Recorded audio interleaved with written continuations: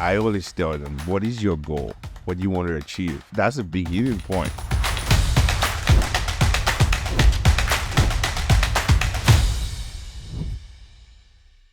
Welcome to the Canadian Dream Podcast. Today, I have a special guest from Nigeria. He's an entrepreneur. He has been here for just over 6 years. He's a father, a married man, a business owner. Guys, I have the pleasure to introduce you to EK. Thank you very much. Thank you very much. It's a pleasure to be here. Today, we're going to talk a little bit about your businesses. Yep. But before we get started, tell me about the time when you decided to come to Canada from Nigeria. And that was in 2016. I grew up in a family where my dad and my mom were into academics, and they always wanted us to study and go far in our education. When I finished university in 2014, my dad wanted me to further and do my master's in economics because that was my background, economics and statistics. But I didn't find pleasure in that. I realized myself after uni that I was more of an entrepreneur. I wanted to do what I wanted to do. And within the 1 year after school, we were waiting to go serve our country, which is our national youth service. I found passion for helping businesses grow. And when it was right for me to go for master's in 2016, an MBA was just the best shot for me. And, I started researching for schools to go do the master's in business administration. And that's how I made my decision to come to Canada in 2017, finally. What was your decision based on? It was a love for business. Right after uni, I felt like I went to uni for school just to please my dad. Economics and statistics was never something I really liked. I found that I really liked helping businesses, and I was very good at strategy, helping, even advising businesses to do something different, to change the perspective about the business. And that became something that I found myself loving. I never knew I had that in me. And when it was time to do something more in terms of being a master, in terms of education, it was just best for me to go into business that I really loved. I never knew anything about Vancouver. I did my research though, but it was not more like I had so much love for Vancouver or anything. It was, there's a good school here that I could do my master's. Why not just go give it a try? So I never had any information a lot about Vancouver or even had so much love for Vancouver, but it was just the best place where I got an admission to come in and study. My parents didn't have so much of that money, and it was me coming here to also work and pay part of the school fees. But in terms of tuition, no. But visa, not as easy as it is maybe now, but it was tough at that time. But I was lucky enough to get a visa and come here and study. So you chose Vancouver because you found this university, this program? Yeah, and it was a good program because I really wanted to do an MBA, and one of the schools that actually gave me an admission, and that's how I pursued my study. Do you remember the day you left Nigeria? Yes, I left Nigeria March 28th. How was that day for you? It was a lot of experience. It was a lot of emotions. Yeah, I can remember that day just closing my eyes now. A young boy, leaving his parents and family, coming here, not knowing anybody. How old were you then? I was 26. 26? Yeah. Who did you leave behind? Your family? Yeah, I left behind I'm the eldest out of 4 kids. So I left 3 of my siblings and my father and my mother. Did you have a girlfriend too that you had to say goodbye to? Yeah, I did have somewhere that someone I had, or a few girlfriends. I had someone, but it was just a complicated story at that time. So everything, all the emotions were all in one, moving out of the country. Yeah. But yeah, it was part of the story. But yeah, funny, I moved so many times. I lived in 6 different countries altogether, and I went to more than 40. Every time I travel, not only moving, that I travel, I feel something, a little bit of anxiety. It's very difficult to actually move somewhere and leave everything behind. Exactly. Burning the bridges. Exactly. For me, it was the first time entering a plane. Really? I've never been in the plane before. Nigeria, it's not I mean, it's expensive to fly on the plane. Yeah. If you're in Nigeria, if you fly, you have money, but we didn't have that luxury as much as Had you been to other countries in Africa though? No, No, only Nigeria was Yeah. everything you knew until you Nigeria is came. a tough place, right? You have to have a lot of money to make those trips, and just finishing university and also leaving my parents to start life as a young bachelor Mhm. after university. I had not settled down to be able to have that luxury to go out of the country. So Ike, how much money did you have when you came? To be honest, we raised all the money that we could to put in about $8,000 deposit for the fees, and my fees cost about $38,000 at that time.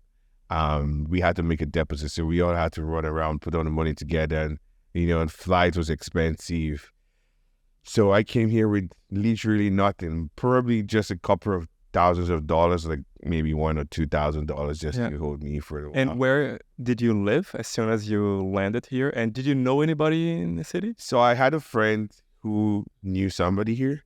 So when I moved down here, I had to score to the guy. So it was part of my experience here. So, back in Nigeria, not really living like a king, but I had a whole bed to myself. But moving down here, I had to, shout out to Praise, wherever you are. If you're listening to this, I really owe that to you.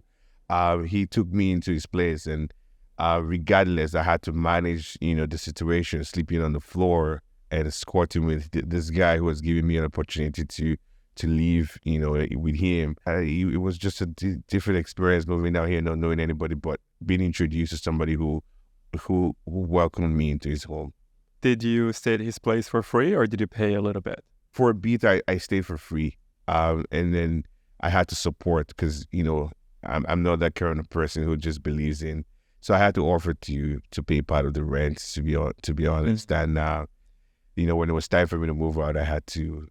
I moved over to the next room, so it was still in the same place, but I had to move on to the next room. Then your classes started. Yeah, And how was the search for a job? tough, because to be honest, like I said, we raised all the money we could to put in the first school phase, and my parents are not that wealthy or not wealthy enough to say, hey, take all the money and just focus on school now. So the agreement was, when I come here, I'm also gonna have to find work. I'm gonna take care of myself. I'm gonna have to make sure I'm taking care of the bills. So when I came here and I went to school, the first thing when I have conversations with people is, hey, is there any job around? And I kept on applying. Nobody's listening to me, and but I finally found one job. But it was not an easy job. I used to sell credit cards in gas stations, grocery stores. Tough job, right? Approaching people. Yeah, it was tough. It's just a peanut. So how does that work? When you sell credit cards like this, do you get a commission? You get a commission for how many people you get approved in terms of the people who apply for the credit card. But I did have a second job. So I was a janitor for the Canucks. So we used to come in after the concert at Rogers Arena to clean and mop the floor. Never thought I would do that in my life, but And so you were working as a cleaner for how long? I was a cleaner for about a year plus too. Yeah. Wow. So I did 2 jobs in school. 2 jobs, selling credit cards And I to was strangers. Yeah, and I was a cleaner too at night. So I do the job at night, so it's overnight. So I find myself, going back home at 6 a.m., 7 a.m. when the train opens, and I sleep for just about 2 hours and I have class at 10 a.m. and I'm dozing in class. Wow, what an incredible story. Yeah, but we gotta do what we gotta do because my parents never sent me a dime ever since I left the country. So I was living technically almost paycheck to paycheck. You gotta pay your phone bill, you gotta pay your rent, you gotta feed, right? And then two other things, buy some school materials too, and buy some nice clothes to look good, but not expensive, but just to be able to afford that. So it was not easy at all. I like I said, I live paycheck to paycheck. So if you're in my situation, it's just a time, and you're gonna pass that phase for sure. Yeah, that's an interesting thing that you're mentioning, because it is temporary. Yeah, for sure. And also, I wanted to say that I worked as a gardener in Germany. I worked as a cleaner in the Swiss Alps, And I worked as a receptionist too on a campsite in hotels, etc. I did all that while I was traveling and more.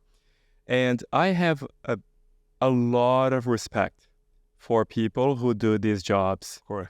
By the way, a few months ago, someone approached me to sell credit cards at Superstore in Vancouver.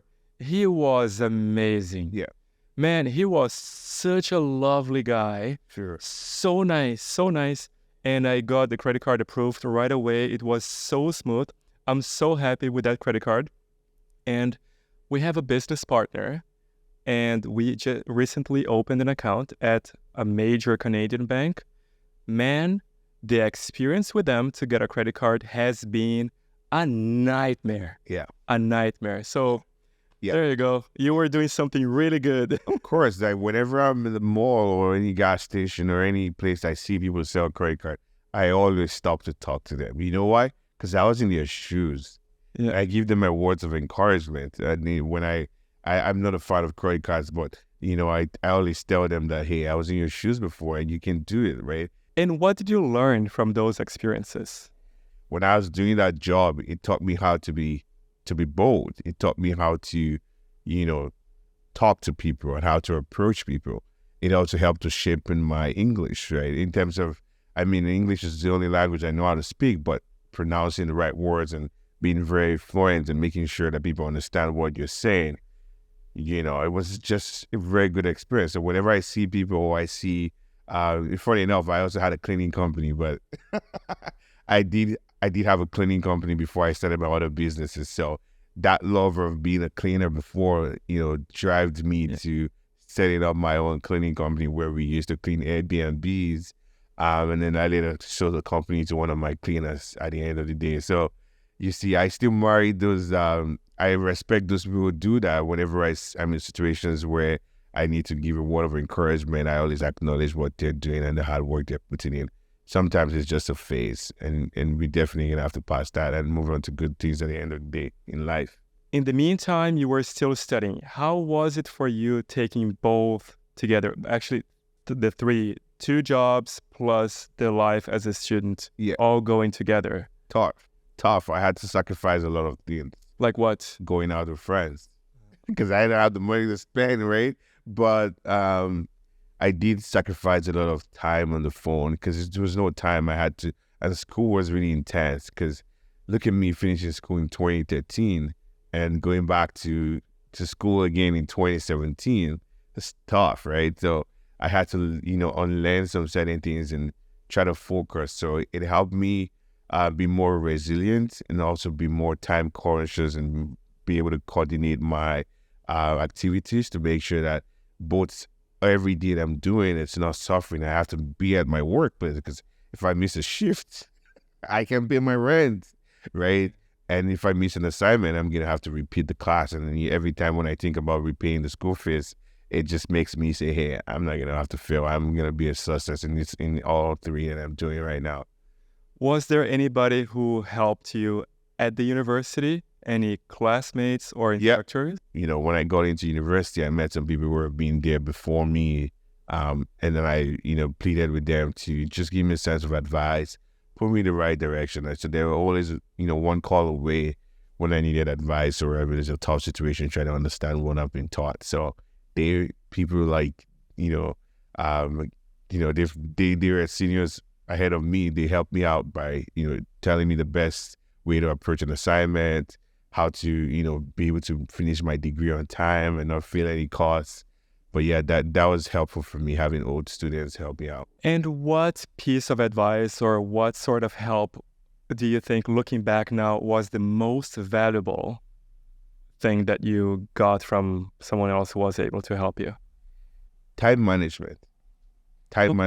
Because you're working, you're going to school. You have to be able to make sure that you're able to go to work, come back and do your assignments and also study and be able to be successful. Because if you don't plan your time, especially for me doing two jobs, working at night and during the day and also going to school during the day, it comes with a lot of planning, time planning, to be able to make sure that you put in the best in assignment. Because the main goal is to come to school here, right? Give me some examples of how you managed your time. For example, I wake up in the morning, I have an hour or two to study to make sure that I've understood maybe what was taught the day before. And then I head to work. And when I'm done from work, I'm heading back home. I have a nap to make sure that I'm ready for my night's job. And when I have that nap, I go for night job. And when I'm at the night job, even when I'm on my break, I'm just running through some assignments to make sure that, I'm able to complete it maybe when I get back home after I wake up or when I get to school and I go to the library. So that planning helped me out to be able to make sure that I was able to get my assignments submitted on time and get the best grade out of it. How do you think that it prepared you to become the entrepreneur that you are now? The school itself had the best curriculum at the time. I had to have improved more better now. I wish I could go back to school, but, they had a good course setup that helps you apply those things. For example, I learned leadership. So I did leadership in two tiers, the introduction into leadership and the main leadership course. So those things helped me how to apply empathy as a leader, and also critical thinking towards making decisions in a business world, and understanding how to build a team. I also did change management, and change management helped me to work with different people, especially if you're introducing new policies, new processes. And I've seen that happening in my two businesses, because as a startup, the certain processes that have been introduced or come up from, time to time, and how you're able to approach it with a team to make sure that everybody adapts to that. And that was change management. And then strategic management helped me to apply the best strategies to understand SWOT analysis, understand the environment. So for example, for my beverage, we're launching into America in 2024. And when we were creating the expansion plan, we had to study the environment. And I remember back in school, pest analysis was what I used to apply to case studies that were done in strategic management. So with those courses and more, it's enabled me to apply that in the business world and also dealing and building a company and a team. And how did you start your first business in Canada? One of my professors, Dave, he taught me e-commerce. So when we were in the e-commerce class, we were made to come up with a business idea that could solve a solution that was close to us. So I worked with a team and we came up with an idea on, aggregating the African stores into one platform to enable people be able to access and purchase their services or food. And we created that business idea, and it was always in me, and I was saying, hey, one day I'm going to have to implement these because I feel there was a gap. But, along the line, in terms of like starting my own business, the first business I started was right after school. I started a cleaning company. So when I was a cleaner, I found more love in cleaning, making sure that I had like an OCD in making sure that places are all neat. So I create such company to be able to create more jobs for people and clean places and make them look good. So I started off a cleaning company. It was called Fresh Extra Clean. And then I got my first gig cleaning Airbnbs with the company, and that's how we started getting more contracts. And from one team to 3 team and 3 cleaners that we had, from one contract to about 10 contracts.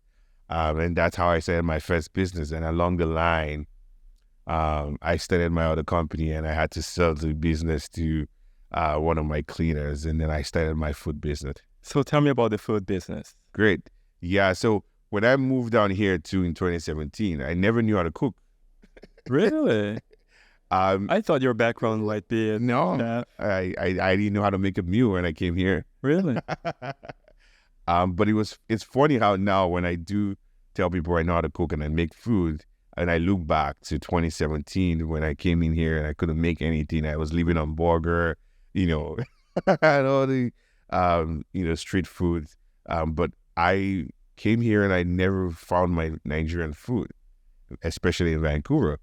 If I was going to get like Nigerian food, I had to go all the way to Surrey, which is probably 4 to 5 minutes back and forth. Okay, so forgive my ignorance, but what is the typical Nigerian food? Oh yeah, our foods are very flavorful. One of the very common food that you want to eat almost every day is jollof rice. It's a Shallow fry? jollof rice. Jollof fry? Yeah, jollof rice. It's a staple. it's like poutine in Canada. Oh, okay. That sounds delicious. Really, really, really delicious. So What is it made with? it's made with bell peppers, tomatoes. You make the sauce with other seasonings like nor, And potatoes. Sir? And potatoes. No, you don't use potatoes. You just make the tomato sauce, and then you toss the rice in the tomato sauce, and like With rice. exactly. Cool. Yeah. Okay, so you didn't find any Nigerian food, No, at least not in Vancouver. not in Vancouver. And then? Yeah, and then I found it as a pain point because, like I said, I didn't know how to cook, so I always wanted to have ready to eat food and just grab and go. So, but that was not the case. And I had to start learning how to cook by using YouTube. And I always call my mom on the phone and say, "Hey, what's the recipe to cook XYZ?" And I started putting in the effort in 2017, to start cooking myself. And then I started making those meals, and I was able to cover that gap. But time and time, people come into the country, and it was the same complaint. And I was talking to other people who cook from home that, hey, you gotta do this, right? We need a platform that aggregates and helps us access to this food, because people are coming into the country, and Canada is a diverse country, introducing more people from diverse places, and people want to try different stuff from our place. And I told them, people did not listen to me, and I said, okay, maybe I'm the person who has to do this. And I was able to bridge the gap. So in 2020, when it was COVID, we all sent home to work from home, and people lost their jobs. And I used to work from home, so I had more time to do more things. And I was talking to one of my buddies, and he was like, "Hey, you can make we have a beef barbecue skewer. It's called VanSuya." He was telling me that, "Hey, you can make this at home," and I was like, "Oh, really? I can use the oven, because in Nigeria you have to use like the grill, like an open grill outdoor, like a street food." Yeah. And I went back that day after work, and I tried it, and it was so amazing. I gave my wife to try, I gave my roommates at that time, and I gave my friend Vani to try, and it was amazing. I said, hey, this is an opportunity now to bring the community together and solve that gap that I faced not having Nigerian food. And that's how I created VanSuya. So fast forward to today, how is the business going? Good. Amazing. 3 years plus. I started from my basement. Where did you live? I used to live in South Vancouver. South Vancouver? Yeah. Oh. So I started off making all this food from my basement. And then when I realized that I could burn the whole place, I had to go figure out the best way to, get the right licensing and move into a kitchen to start preparing this stuff and meeting all the standards. It's been 3 years now, and we've been amazing. We've grown from, one customer to more than 2,000 customers in the last 2,000? Yeah. So what is your business model? Where do people find your food? Great. And how does it work? Do they order? Is it only takeout? Yeah.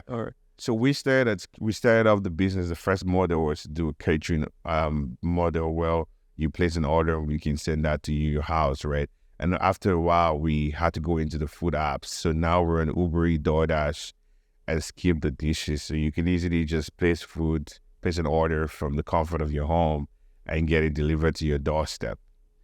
And you don't have a physical location yet? No, it's just a ghost kitchen, more of a shared kitchen. But you were telling me a few minutes ago that you were planning on opening a location? Yeah, we're going to be opening the location. Or is it a secret? No, it's not a secret. By the time your podcast is out, it wouldn't be a secret anymore. But we're opening a physical location in a city where we're trying to bring the Afrofusion vibe to the community, where you can eat good food and have a great experience.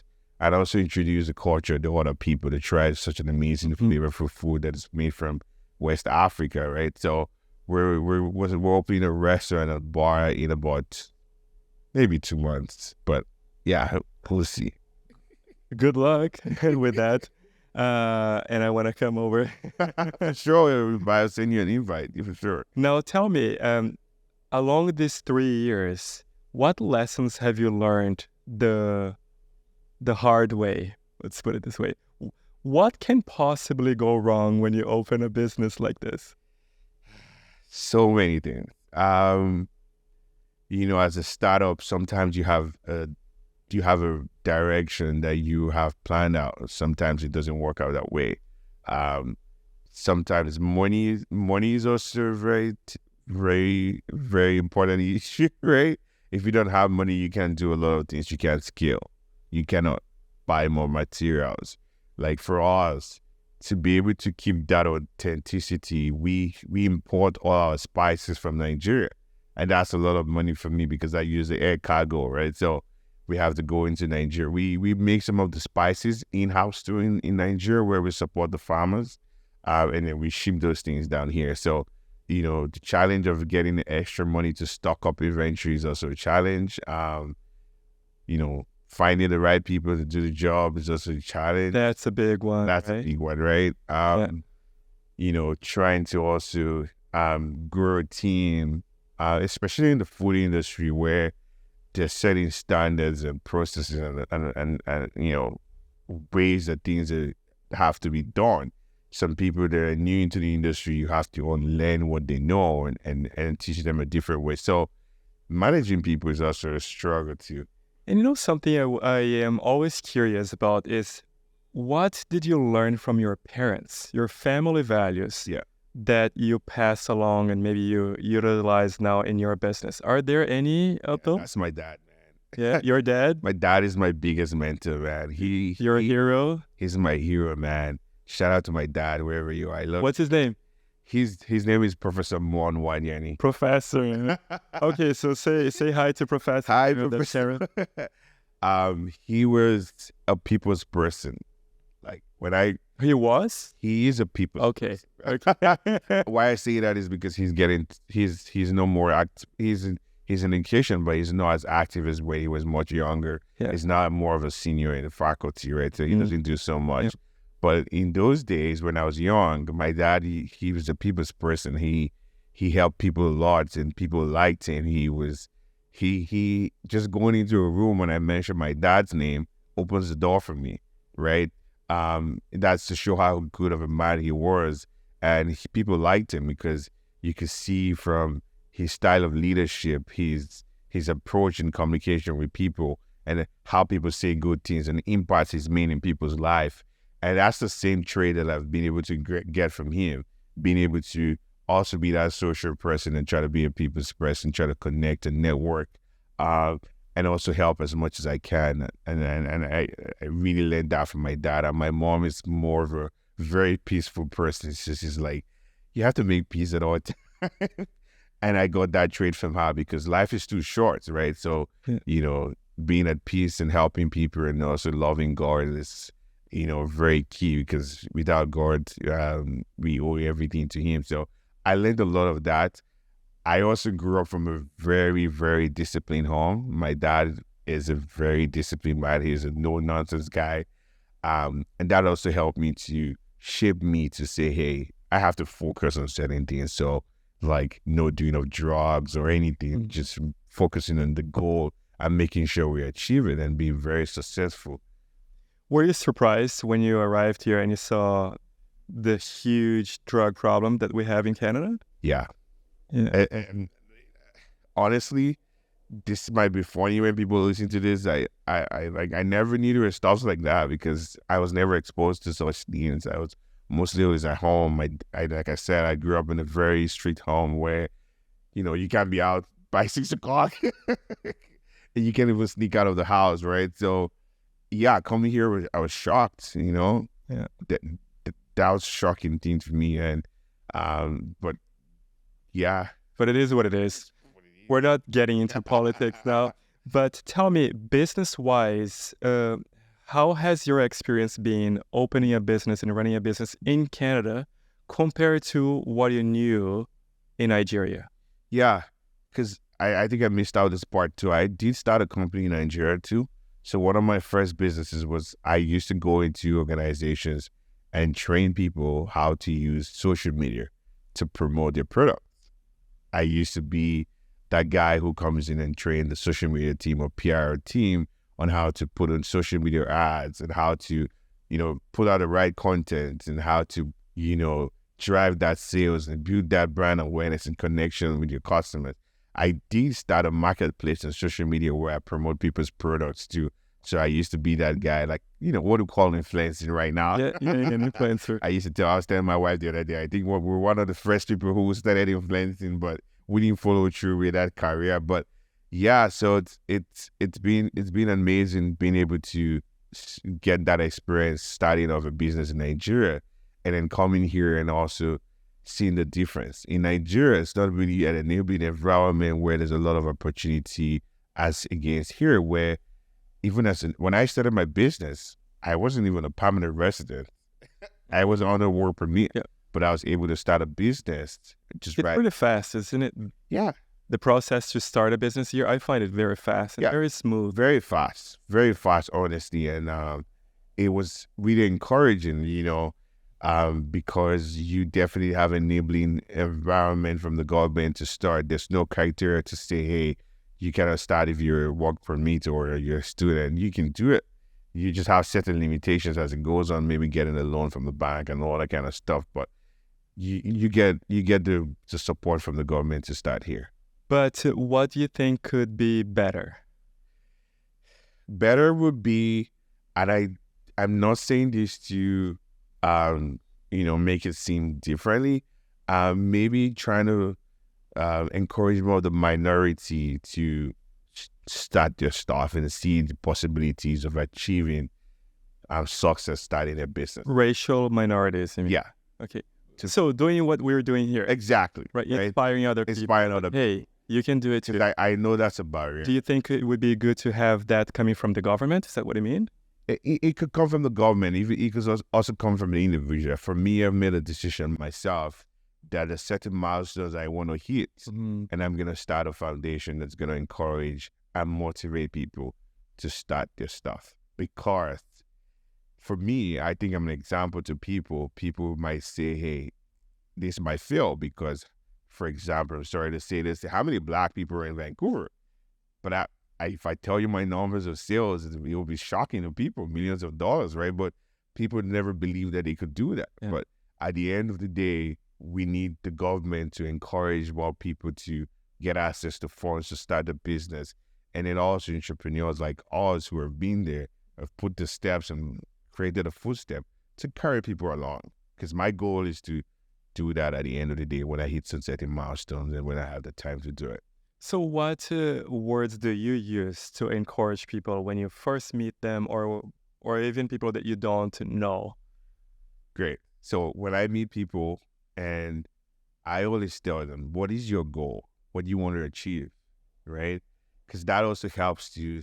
That's a beginning point, because you need to know what you want to achieve, especially entrepreneurs. When I say, what do you want to achieve from this?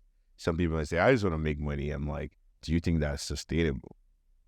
Why do you think that money has been the first thing? It depends on what you want to achieve as a goal that you can tie into that to be able to be more successful. So when I meet people, I always try to understand, what are you trying to achieve? Where do you want to see yourself in 5 years? What are the resources that you're going to put in to be able to achieve that? Especially when it's starting a business, because it takes a lot. It's not as easy as it's said or as you see it. It's a lot of hard work. Are you ready to commit the time? Are you ready to be resilient? Are you ready to not be set back by somebody telling you no? Or rejection. Yeah, or something not working out the way you want it. Mm-hmm. That's life, right? You have to try, right? And you keep on trying. For the first time, you start up and you go for the next hurdle, and that's how life is. My dad used to tell me something. He used to say to me, he said, you can open your mouth so wide for a roasted chicken to fly inside. Do you know what that means? No. Translate. Explain. So what he's trying to say is, I can open my mouth so wide and wait for a roasted chicken to fly in. It's not going to happen. You have to go find the chicken. You have to roast the chicken. You have to then eat Go get it. You gotta work hard for it. Mhm. You're not just gonna wait and money is just gonna start pouring out. Yeah. You have to work hard for it. You have to go for it. So setting those goals and being able to be resilient and being able to work hard, it's a very key component of conversations that I have when I'm talking to people. Consistency is also key. So consistency, resilience, Hard- hardworking. Yeah. And then networking also, if I want to go into a fourth one. Tell me about that. When I was in school, I had to open up myself to be networked. I remember one of the classes I was in, and they brought in some people from Hybis, from one of the bags in Canada, and this husband and wife shared their story as immigrants in Canada and how they grew to where they are. And at the end of the session, they encouraged some of us to reach out and see if we want to go further and learn more. I never stopped. I always reach out. So I went to LinkedIn. I reached out to this guy. I sent him about 10 messages. He didn't respond. And I was like, I want to land under you. I want you to show me how it is here. I want to network. I want to build my network. And he finally one day reached out to me and said, hey, EK, meet me up at this place. I'm doing this because I see how resilient you are. It shows that as an immigrant, you really want to succeed. And he gave me that first opportunity to come in and have a mentor who put me in the right direction and learning how to. He told me, you have to build a network. You have to build a network. And that's one of the things I also gained from my experience so far in running a business. Resilience, hard work, consistency, and network. Go to social events. If people invite you for a birthday, go for it. You might meet somebody in the birthday, and it depends on your mentality when you go there. So when I go for an occasion, when you invite me and I meet people, I'm not just gonna say, "Are you enjoying the party?" I go further to build that relationship. Hey, what do you do for work? We share what. I was in Edmonton the other day, and I was just sampling my product, and a young gentleman walked up to me and just asked me a few questions. I could have let that conversation go, but we connected, and the next thing he's connecting me to somebody else that is also very important in the field that I want to learn something about. So that's the approach. I don't just go to social events, for example, and just sit down. I connect with people and try to get that connection, and then if there's a need for me to after that and build a relationship, we can definitely do that for sure. And how is a Nigerian citizen treated in Canada? I think the same way as other people. For me, it's like I don't believe in the skin color. I just believe in this diversity, and I believe that regardless of where you're from, Canada has been an amazing country to let people into the country. We see a lot of new immigrants coming day in and day out. It shows how diverse the country is. And we see a lot of other people growing in different industries in the country. So I think Canada is fair to everybody and wherever you are in a part of the world. But, for me personally, I think Canada has been great to me. It's opened doors for me. And I'm doing the same thing, helping other immigrants get jobs and, create opportunities for them. Great. I want to know about your family. So where did you meet your wife and where is she from? My wife is from Nigeria. Yeah. And where did you guys meet? We met at Tinder. No, not Tinder, but Bumble. none of the apps. It's interesting. It's interesting stories. Oh, in Granville Street. The club? No, I wish. But I had a birthday.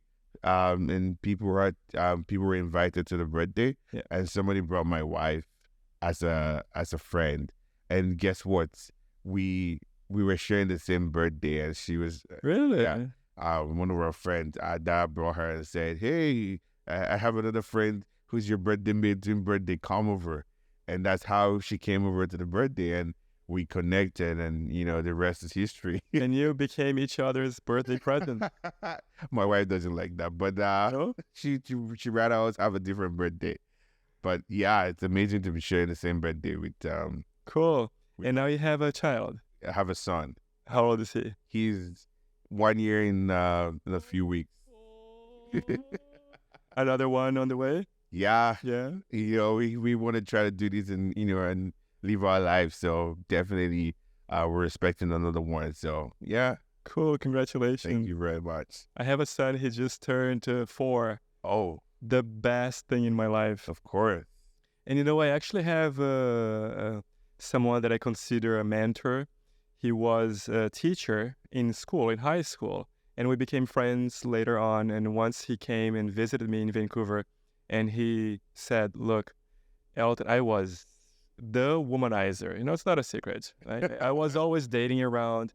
And then he said, "Look, don't miss out on the chance to have a family and a child, because you don't know it now, but it will be the most precious thing in your life." Yeah. And I listened to him. And right after I met him here, I met my wife. Ooh. And it's been amazing. Yeah. And Max is 4.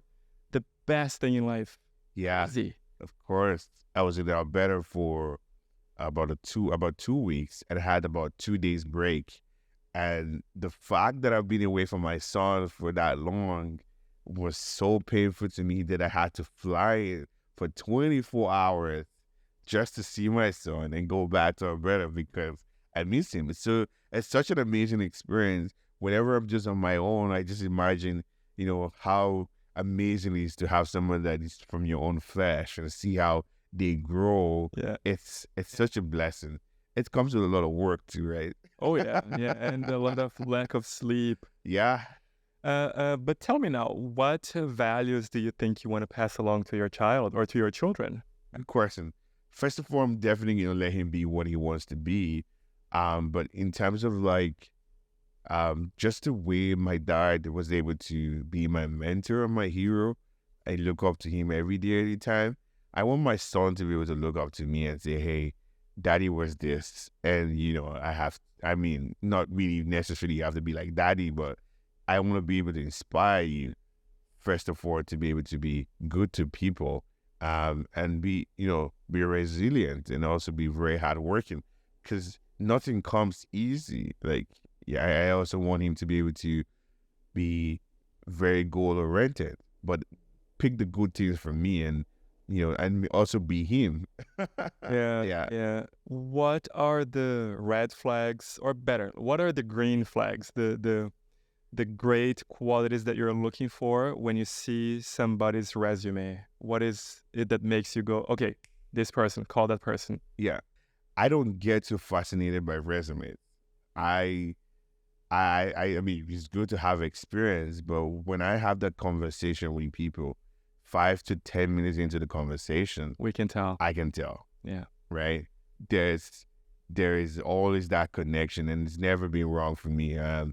But definitely there's some qualities you definitely want to see in people, especially it depends on the role too, right? For food industry, you don't really put so much expectations in qualities, because especially most of the people we've hired so far, we have to go through training and all that kind of stuff. But for my beverage company, it's more very, there are a lot of characteristics that we look at to be able to make sure that Charisma, punctuality. Yeah, relationship. Hardworking. Yeah, hardworking. And, I also look at how long the person has been in the company too. So, because I never jumped around. So, it's always very key for me, because I find that if people stay in a company at least 2 years, they like to stay. That shows they are more reliable. Yeah. Yeah, right. And, I always say that we are our main enemies as well, right? Our biggest battles are against ourselves.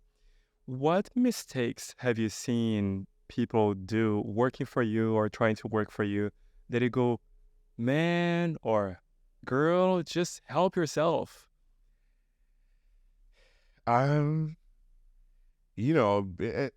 We are human beings. We make mistakes. Yeah. And sometimes, especially in the food industry, there's some mistakes that cannot be not acceptable, especially when you're feeding people, right? For me, my approach is I tell people, hey, when you make mistake, and think about it, put yourself in this person's shoes. Would you like to be served or, treated this way as a customer. So for example, maybe somebody's trying to like serve like already burnt foods to a customer, and I'm like, hey, stop. If you're the customer on the other side and somebody gives you this food, would you like it? And then they say no. I'm like, so that means this is what you're doing is wrong, so you have to fix it. But yeah, all the situations, like that happens. But sometimes when things happen, it depends what mistakes has been made. You could call them and talk to them and say, hey, this was done wrong. This is the expectation now. You should do differently. So for someone who wants to follow your footsteps, can you give us some practical pieces of advice on, try to do this and this besides being punctual, being resilient, etc.? Try to do this, and then once you do that, and then focus on that. Like being a generalist mentor here, what would you say to someone who wants to follow your footsteps? First of all, discover what you like, what you want to do. Yeah. Very key. It's very important because to be successful in what you're trying to do, you have to have that passion and love for what you're doing. Research is very important. See, if you're venturing into anything or trying to find yourself doing anything, you need to find out information about the environment, what you're trying to do, what are the pros or the cons, who do I talk to give me advice on what approach. That's one of the other ways that I would advise whoever, somebody who wants to be in my own shoes, and also trying to open up. Don't be too rigid. Be social. Try to connect with people. Try to spread your your horizon, and try to connect with people. You make friends with people, because you never can tell who's gonna help you. I've had people that I just met, and and down the line we're seeing ourselves doing something together. Like one of my investors, someone just randomly introduced him to me, and 2 years after, someone's putting money into my business, right? So you never can tell who you meet. Connect and be open to social networking, and also be able to plan, right? Having the right way plan is also very important. You can have a short-term, long-term plan. It's also very important to change your plan as often as you can, but make sure that you're also in the direction that you're trying to achieve what you're trying to achieve.